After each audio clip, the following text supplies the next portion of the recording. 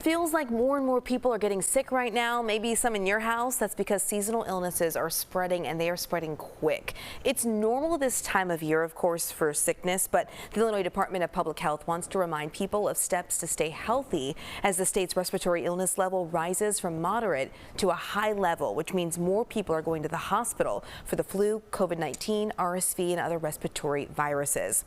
Joining us now to talk all about this is Dr. Samir Vora with the Health Department Director. Good morning, and thank you for joining us.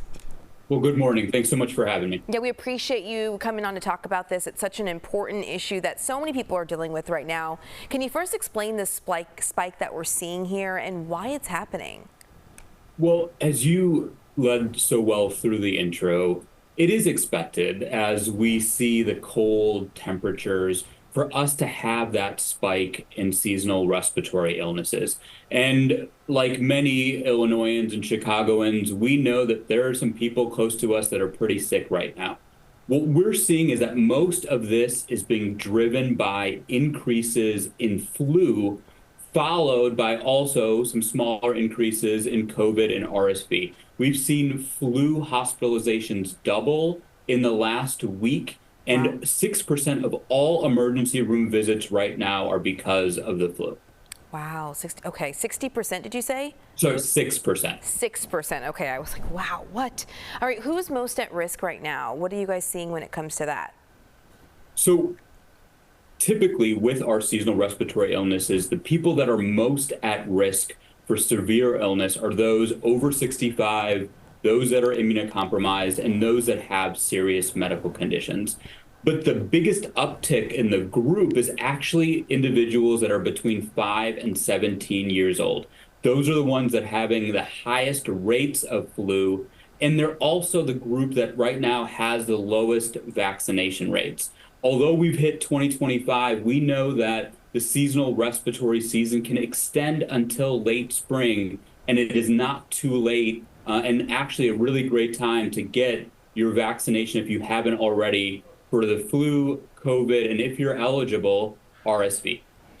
You know, we were so sad to hear earlier this week that 4 children had died this season from either flu, COVID-19, or RSV. So do you have any more information on that and what parents can do to protect their kids from these illnesses at home right now? Well, it is so tragic when we lose any child for any reason, but especially these seasonal respiratory illnesses. I think the biggest thing, and especially as the state goes back and school is back in swing, all of the tools that we know really help keep us safe. Vaccines I mentioned, but washing our hands, good ventilation. If you are sick, to call your provider, get tested, because treatment is so critical right when you get start feeling the symptoms of your illnesses. And if you can and are able to stay at home, and the importance still of that mask that can keep illnesses from spreading. All these are different tools that we've learned from the height of the pandemic to keep ourselves and our loved ones safe.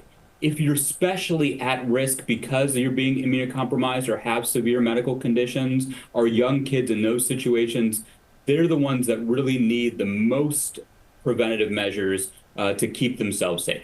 Speaking of preventative measures, I just want to briefly touch, we're running out of time, but I want to briefly touch on the norovirus and how local hospitals are now changing up some of their policies, like limiting visitors and ambulances and mask wearing at the hospital. Can you just briefly touch on that for us and what you're seeing?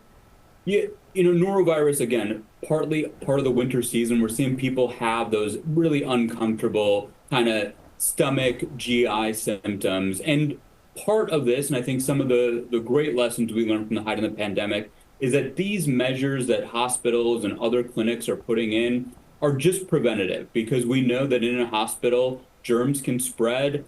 By having certain policies based on local transmission, these hospitals can keep those in the hospital safe from having illnesses that are spread from visitors. And these tools like masks and other restrictions really keep people in our hospitals safe so they can recover and go back and enjoy all the amazing things that'll happen in 2025.